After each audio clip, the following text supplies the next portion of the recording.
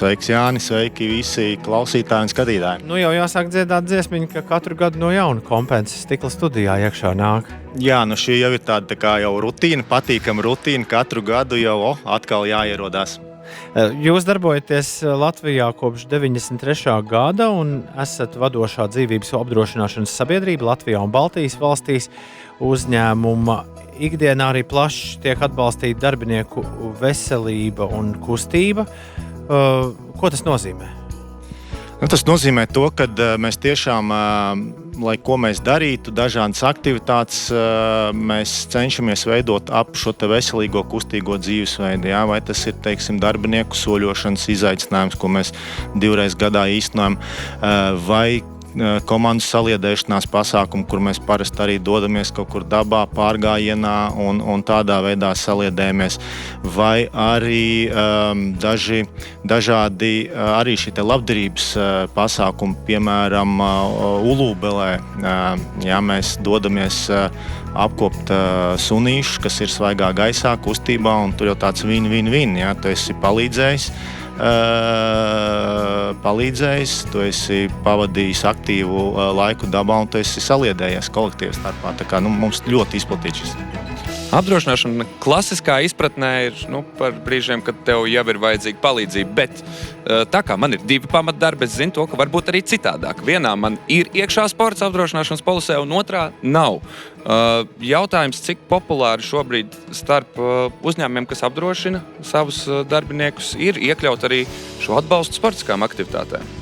To, ko mēs ikdienā novērojam, ka tas tiešām paliek arvien populārāk, kas ir labi, kas nozīmē to, kad sabiedrība, tā skaitā uzņēmumi un uzņēmēji apzinās to, cik liela vērtība ir veselīgā sabiedrībā, veselīgos darbiniekos, un tam tiešām aizvien vairāk tiek veltīts arī finansējums, kas kaut ko maksā, lai šiem darbiniekiem dotu iespēju arī apmeklēt sporta klubus. Klau, un vēl tad papildus uzdodot jautājumu, kā ir?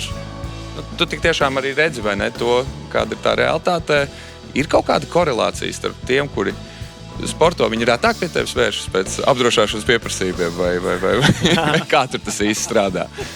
Jā, protams, te nekāda raķešu zinātne nav, un, manuprāt, tas jau sen ir zinātniski pierādīts, ka jo veselīgāku dzīvesveidu mēs piekopjam, jo aktīvāk mēs esam, jo mazāk mēs slimojam, jo mazāk mums ir nepieciešamība vērsties pēc mediķu palīdzības, un jo ilgāk mēs dzīvojam dienas beigās. Un man vēl viena lieta, bet šeit piedod, man tev jāizaicina mazliet, jo es redzu, tu šeit nāc gadu no gada, nav nekāda jautājuma par to, ka ir jāziedo un ir jāatbalsta. Un man vienmēr šķiet to, ka savas jomas profesionāļi, viņi kaut kā ir vienā burbulī dienas beigās. Un man šķiet, ka tā kā liela uzņēmuma vadītāja jums arī ir visticamāk kaut kāds WhatsApp chats, jūs esat pazīstami savā starpā. Bet šoreiz es teikšu nevis tā, ka vienkārši kaut kur, vai tu apsoli, ka tu kādam vēl pateiksi, hei, ka vajadzētu saņemties, atbalstīt, bet zini, ir visādos sociālos tīklos ir. Ja tu tagad neizdarīsi 5 minūšu laikā un ietago vēl cilvēkus, tad kaut kas nebūs labi.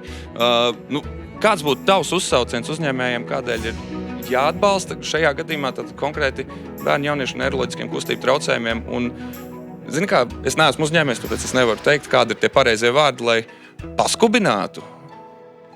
Mums kā uzņēmējiem, kā uzņēmumiem, vajadzētu saprast to, kāpēc mēs varam būt veiksmīgi, kāpēc mēs varam eksistēt un sasniegt labus rezultātus. Tas ir tikai tādēļ, pateicoties sabiedrībai, pateicoties Latvijas iedzīvotājiem, kas šeit ir. Un ja mēs no viņiem saņemam un tādā veidā esam veiksmīgi kā uzņēmumi, mums būtu jābūt tam domāšanas veidam, ka daļu no tā saņemtā mums būtu jādod atpakaļ sabiedrībā, jo bez viņas mēs faktiski nebūtu nekas, bez viņas mēs kā uzņēmumi neeksistētu. Un tāpēc jābūt tam domāšanas veidam, kā pateicību dodam atpakaļ tai sabiedrības daļai, kurai tas visvairāk arī ir vajadzīgs. Tas tam ir jābūt kā domāšanas veidam, un es to arī tiešām arī aicinu vienmēr un ik katru reizi cilvēkus domāt par šo. Un tāpēc arī mēs kā uzņēmums teicām, mēs ne tikai reizi gadā nodarbojamies ar labdarību, šis varbūt tā kā finansiāli ietilpīgākais, bet mēs šo te uzturam kā rutīnu, ja, gan kā uzņēmums, gan arī darbinieks individuāli, un es pats individuāli privāti cenšos, lai tā ir ikdienas tā kā rutīna, kā zobu tīrīšana no rītiem, ja, kad tu pateicībā, ka tev ir, ka tev nekā netrūkst, tu dod tiem, kam varbūt tās dzīve nav devusi kaut kā. Ja zobs netīri, tad ir caurumi, un tad, ja morāli un savu karmu nekačā, kā saka, piemēram, Edvārdi, tad tur arī veidojas caurumi. Es domāju, ir pienācis tas brīdis. Aiziet, es vairs nevaru sagaidīt. Un tā, šogad tie ir arī apaļ 10,000 eiro no Compensa Life, jā, bērniem un jauniešiem ar kustību vajadzībām, teiksim tā. 10,000 minūšu terapijai no Compensa Life. Fantastiski. Milzīgs jums paldies. Compensa Life Latvija filiāles vadītājs Ervīns Vēvers šodien Stikla studijā.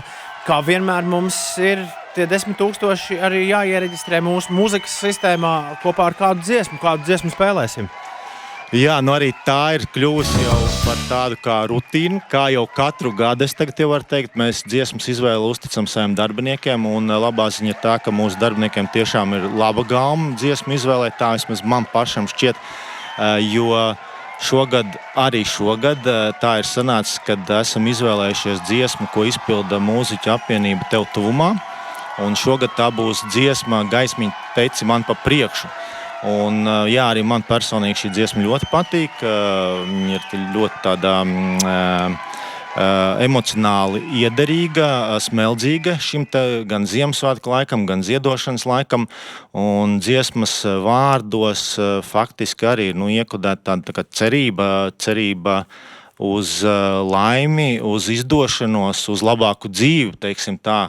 Un nenoliedzam, ka arī šiem jauniešiem bērniem, kam vācam ziedojums, ir cerība par to, ka mēs būsim gana dāsni, gana aktīvi un spēsim savākt pietiekami, lai viņi spētu atveseļoties vai vismaz ievērojami uzlabot savu ikdienu. Ja? Un to es arī novēlu, lai izdodas, un aicinu visus uzņēmējus, privātpersonas, visus, kam ir šī iespēja, esam līdzjūtīgi, esam iejūtīgi, empātiski, dāsni un palīdzam cilvēkiem, kam tas ir vajadzīgs. Ervīn, liels paldies par to, ka mūs atbalsti, un paldies par viesošanos. Priecīgus Ziemassvētkus! Paldies arī jums par šo te svētīgo darbu, ko jūs darat, un paldies, priecīgus Ziemassvētkus jums un visiem klausītājiem un visai sabiedrībai.